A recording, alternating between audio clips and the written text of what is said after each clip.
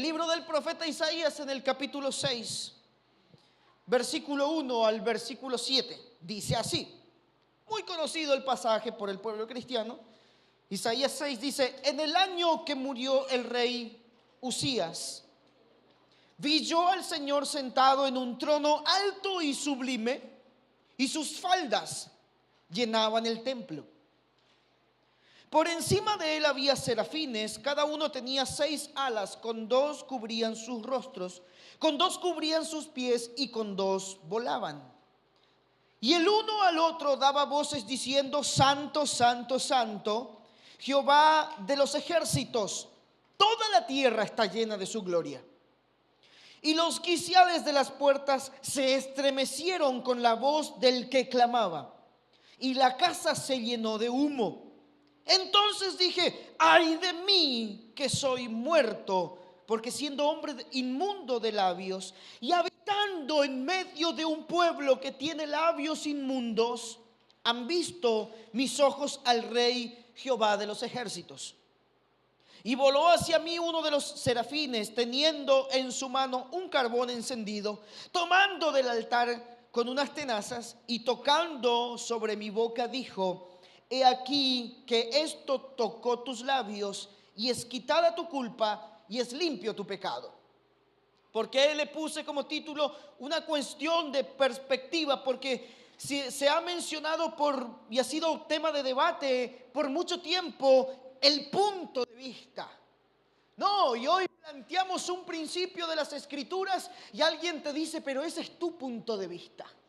Yo tengo mi punto de vista. Y hay una imagen que yo la quise traer y me olvidé.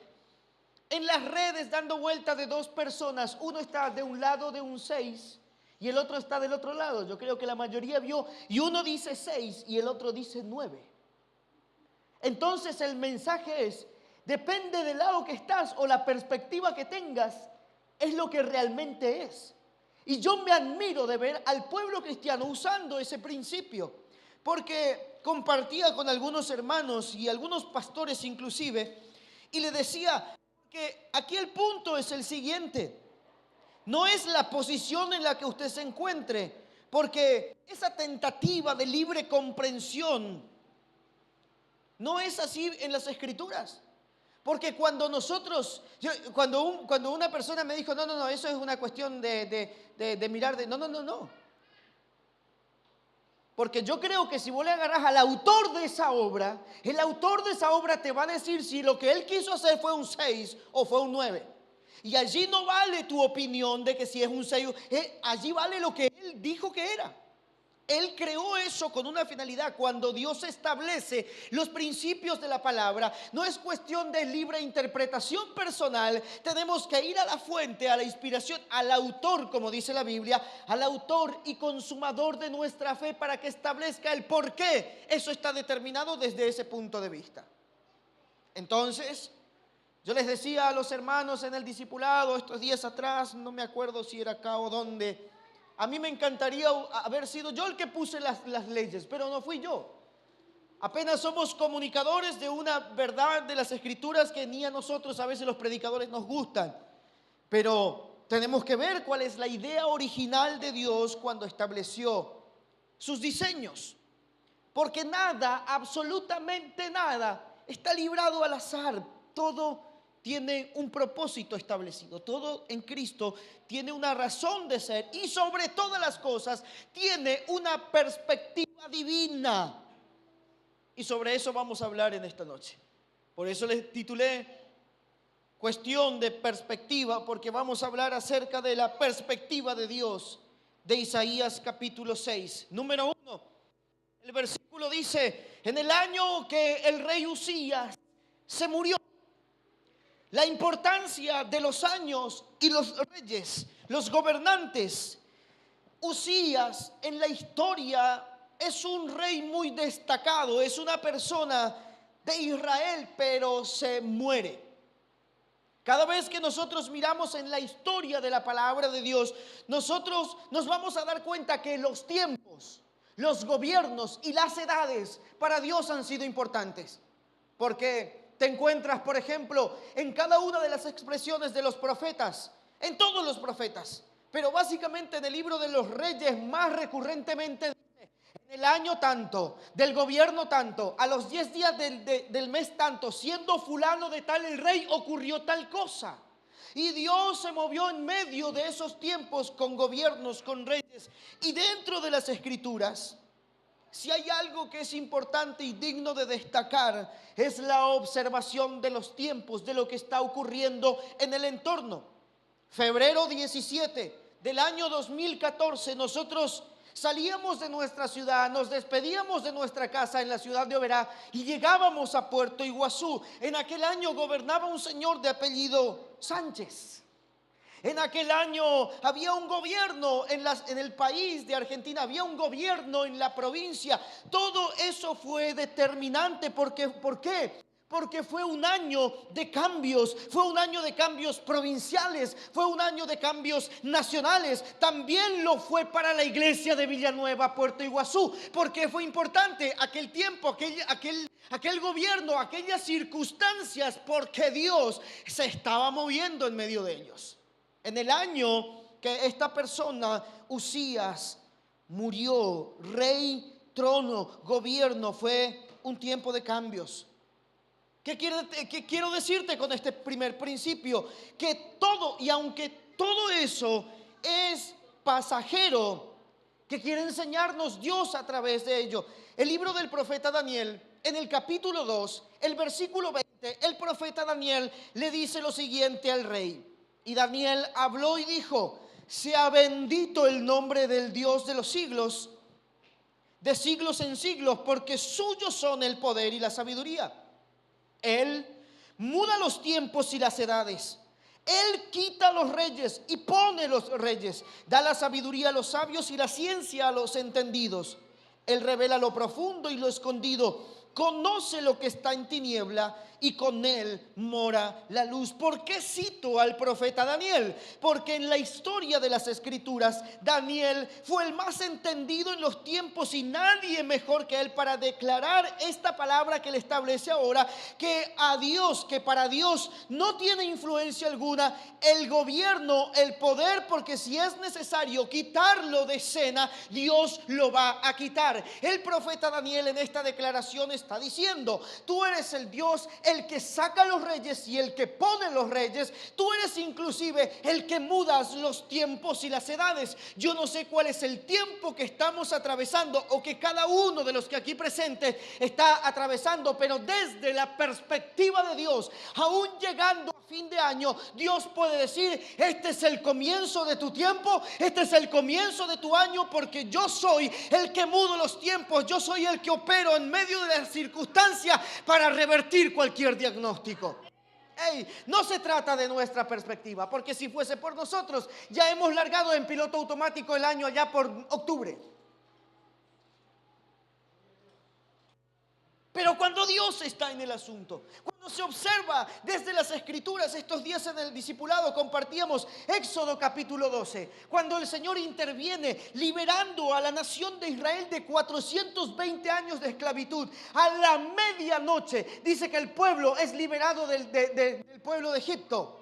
Está saliendo de la esclavitud y el Señor le dice lo siguiente: a partir de hoy comienza el año. Ustedes van a comenzar a contar el año a partir de hoy, no como se regían en su calendario. Yo quiero decirte que cuando las cosas están miradas desde la perspectiva de Dios, no importa que sea 17 de diciembre, no importa que esté en la quincena, en fin de año, Dios está diciendo que desde su perspectiva Él puede revertir cualquier cosa en cualquier altura, en cualquier fecha y en cualquier gobierno.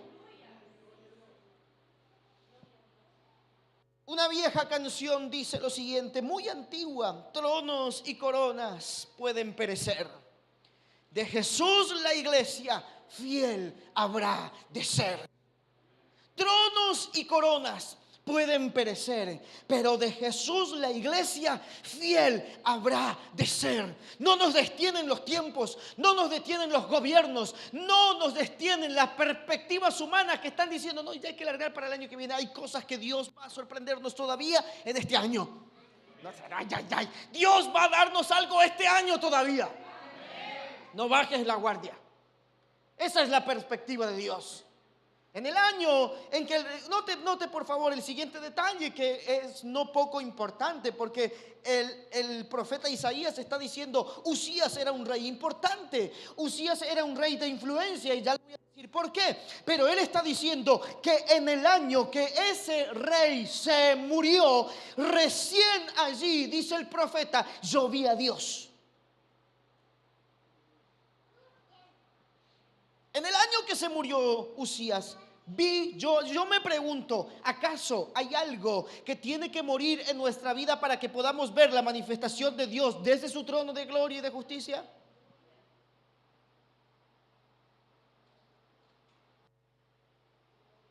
¿Acaso hay algo en mí que se tiene que morir? ¿Acaso hay algo tan importante en mi vida que no me está permitiendo ver a Dios en medio de los tiempos? ¿Acaso hay algo que tiene que desaparecerse para que podamos entender como entendió el profeta Daniel? Eres tú el que mudas los tiempos y las edades. A mí me fascina esa palabra.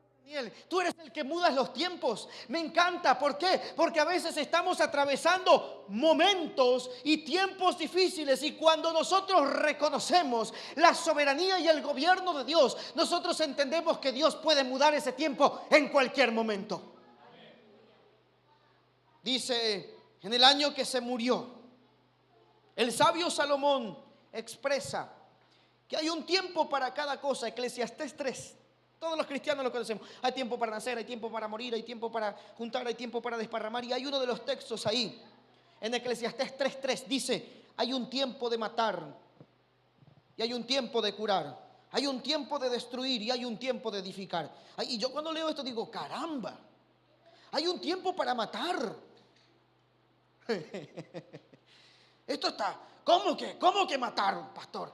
O sea que algunos están esperando que llegue ese momento porque quieren hacer. No. En el Nuevo Testamento el apóstol Pablo dice, haced pues morir en vosotros todo lo terrenal. ¿Y eso qué es? ¿Eso acaso no es matar? No, pero Pablo dice haced morir, y es lo mismo, hermano. Entonces, hay un tiempo donde Usías, el rey, se muere. Hay tiempos, escuche bien, porque estamos terminando el año, y como yo le decía la semana pasada, hay cosas que nosotros tenemos que fulminar antes de que termine el año. Hay cosas que lo tienes que liquidar de tu vida antes de que termine el año. Hay cosas que tienes que marcarte como etapas para los trimestres del año 2018. Yo no puedo convivir con esto. Yo tengo que hacer morir esto de mi vida, porque de lo contrario estoy obstruyendo la visión de la manifestación de un Dios que opera en justicia. ¿Cómo era el trono en el que vio el profeta Isaías al Señor? Dicen, un trono de justicia. ¿Cuántos de nosotros estamos clamando a Dios pidiendo justicia? Pero yo me pregunto, ¿acaso no habrá algo en nuestras vidas que tenga que morirse antes de terminar el año? ¿Acaso no hay algo que nosotros tenemos que de una buena vez exterminar para poder contemplar a Dios?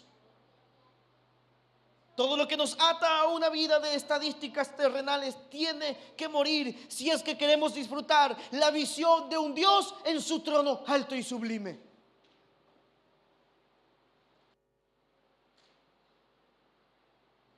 Amén.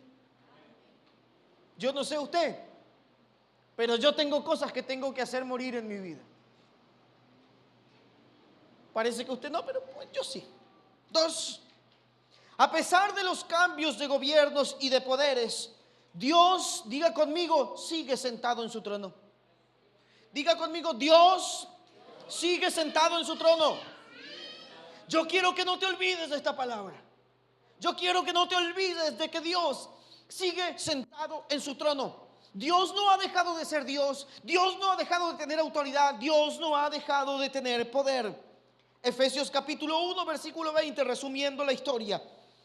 Dice, el Espíritu que operó en Cristo, resucitándole de los muertos y sentándolo a su diestra en los lugares celestiales, sobre todo principado y autoridad, poder y señorío, y sobre todo nombre que se nombra, no solo en este siglo, sino también en el venidero. Nosotros aquí en el discipulado, hace un tiempo atrás, hemos enseñado y hemos dicho muchas veces que detrás de cada gobierno nacional político opera un espíritu de las tinieblas con diferentes grados de influencia.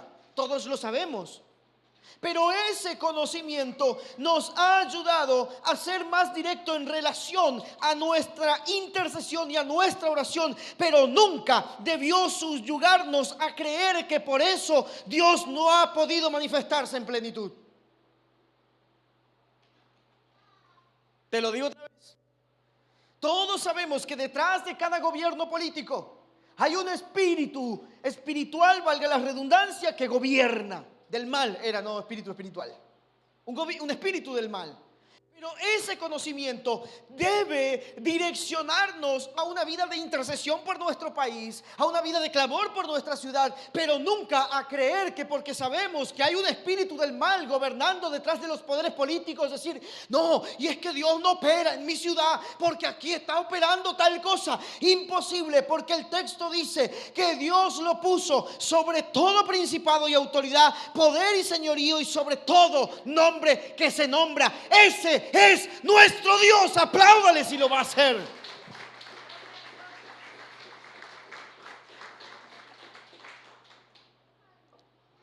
El pasaje de Efesios 1:21, sobre todo principado y autoridad, poder y señorío, la iglesia opera bajo el gobierno, y lo ministré aquí, el gobierno de una nación santa. Eso es lo que somos. Posesionada o en una posición de ambiente espiritual que desde donde Dios envía ayuda, providencia, sustento, gracia, seguridad y prosperidad. Operamos allí. Oiga, no somos argentinos. Somos hijos de Dios. ¿Cuál es tu nacionalidad? Santa. No somos hijos de este gobierno, somos hijos de Dios. La iglesia opera en ese ambiente, y cuando nos direccionamos a Él, cuando se nos revela, cuando nos direccionamos en ese caminar, es que se manifiesta la perspectiva de Dios. Amén. Dice, yo vi que sus faldas llenaban el templo. ¿No? ¿Qué representa esto? Permítame el término, en la jerga, reyes, autoridades y gobierno en el tiempo que se está escribiendo esta palabra. Le cuento que las faldas, cuanto más amplias la tenía un rey, representaba la cantidad de victorias, de poder, de gobierno que ese rey tenía. Y el profeta está diciendo que él vio a Dios sentado en un trono alto y sublime, y sus faldas llenaban el templo. ¿Qué es lo que estaba viendo el profeta Isaías? El profeta Isaías estaba viendo un Dios que no había perdido ninguna batalla en todas las que se había enfrentado. Eso era lo que estaba viendo el profeta Isaías. En la liberación de la esclavitud de la nación de Israel en Egipto, Dios ganó. En las batallas del pueblo de Israel, Dios ganó. Frente a la tumba de Lázaro, Dios ganó. Ante el sello de la tumba de su Hijo Jesucristo, Dios ganó. En la persecución para extinguir a la iglesia a través de los siglos, Dios sigue ganando. En la batalla final de Apocalipsis, Dios gana. Cuando el enemigo quiso destruir a mi familia, Dios ganó. Y cuando yo no tenía salida, Dios ganó. Y en el año 2017, Dios está ganando en Villanueva. ¿Cuál es tu historia en donde Dios ganó? ¿Cuál es tu historia? ¿Cuál es tu historia en la que Dios ganó? Estás peleando una batalla que no puedes. En esta noche quiero darte esta palabra. Estás peleando una batalla que no puedes. Pues entrégale al Dios que no ha perdido jamás. Dile, Señor, yo voy a hacer lo que tengo, pero yo sé que la batalla es tuya y que tú no perdiste ninguna. Y cuando levanto mis ojos, yo veo que tus faldas llenan el templo. Nunca perdiste una batalla, pues hazte cargo de la mía. ¿Qué estás peleando? ¿Qué estás peleando? cómo estás viendo a tu Dios a través de ello. El profeta Isaías dice: yo vi que sus faltas llenaban el templo. Era un rey que no ha perdido ninguna batalla.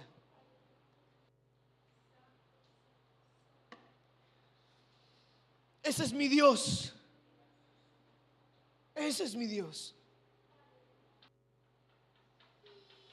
Cuando el diablo se levantaba contra nuestras familias para destruir, Dios peleó.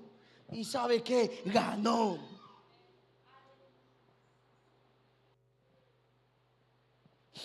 La declaración de los ángeles en contraposición de las palabras del profeta.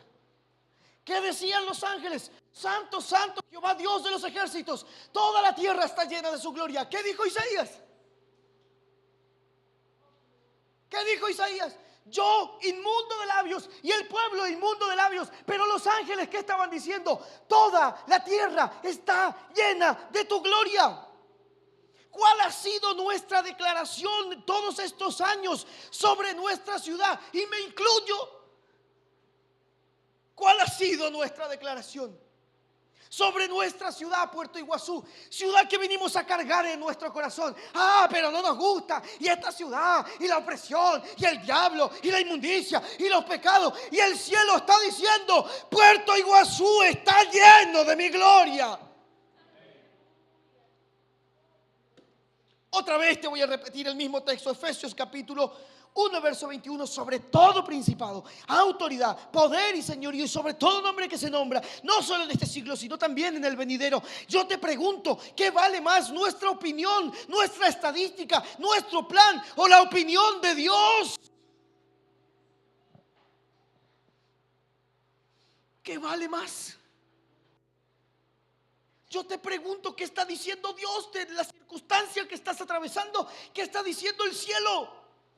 Te preguntaste, es el tiempo de despertar, a unirnos a una sola voz con el cielo para manifestar su reino aquí en la tierra. Yo quiero declarar sobre mi familia, mi matrimonio, Villanueva, la iglesia y sobre Puerto Iguazú lo que el cielo está diciendo. Yo no quiero andar por ahí diciendo las opiniones de la gente. Yo quiero hablar lo que el cielo está diciendo de Villanueva y de Puerto Iguazú.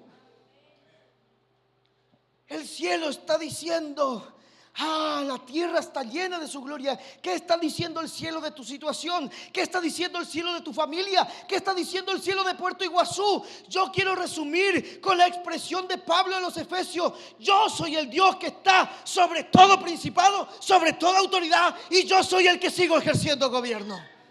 Aplaudile fuerte porque esto estamos para celebrar.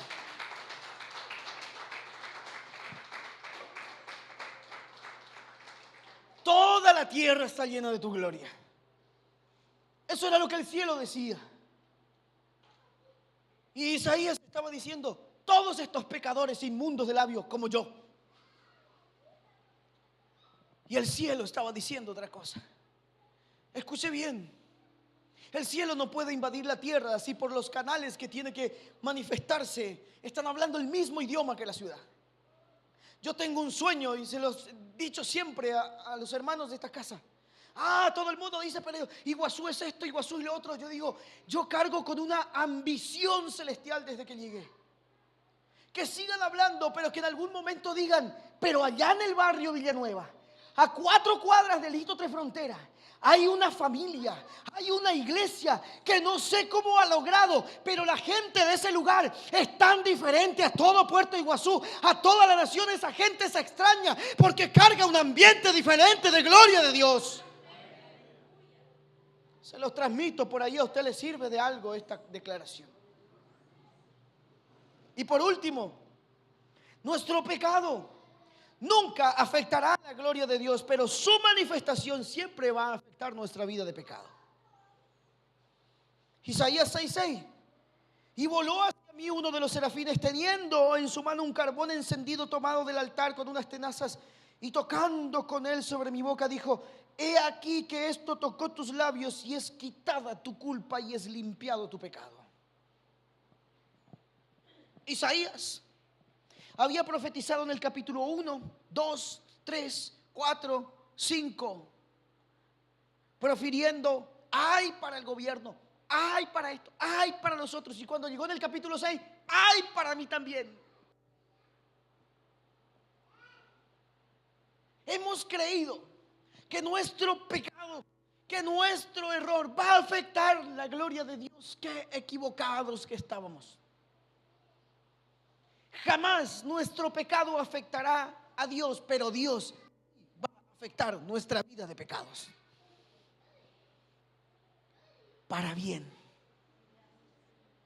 Juan Pablo, por favor. Usted podrá ocultarse todo lo que quiera. Yo como pastor podré ocultarme todo lo que quiera, pero cuando la gloria de Dios se manifieste, todo va a quedar descubierto.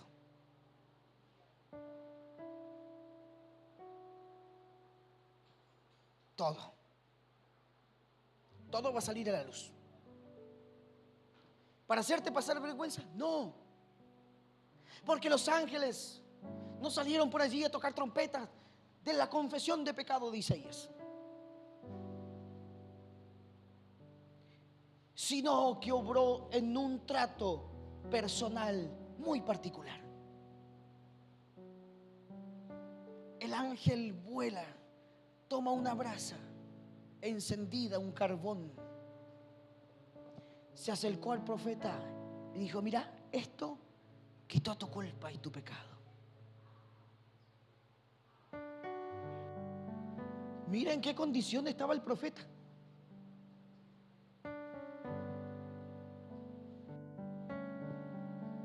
Esa es la perspectiva de Dios. Cuando la gloria de Dios se manifieste, todo queda al descubierto. Y lo más glorioso es que por más pecadores que nos veamos, Dios, que está en el trono, el único que tiene el poder de destruirnos, el que tuvo el poder de destruirnos, nos purificó.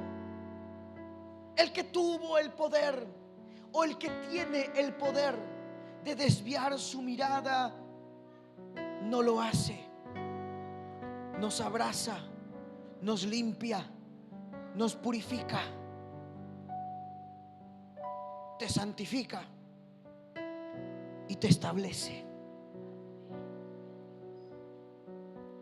Porque luego de eso viene la emblemática palabra predicada por siglos.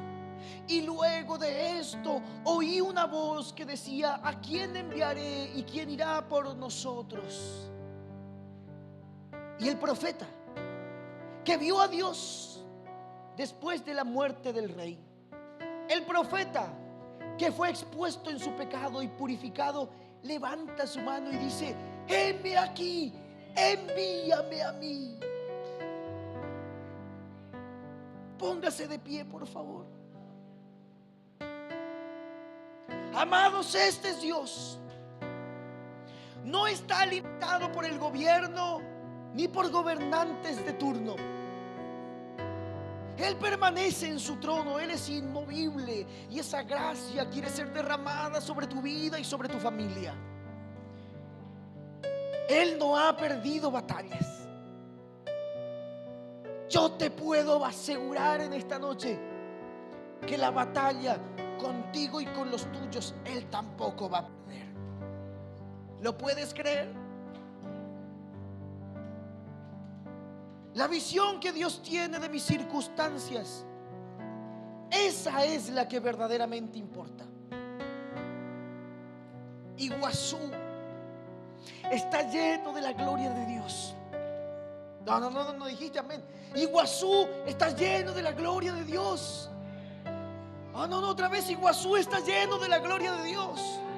Iguazú está lleno de la gloria de Dios. Y donde me mueva a partir de esta semana, lo voy a proclamar. Dejaré de andar por ahí gritando: aquí hay pecado, aquí hay pecado, aquí hay oscuridad, aquí. La gloria de Dios va a moverse. La gloria de Dios va a moverse en mi ciudad. La gloria, porque esa es la perspectiva de Dios.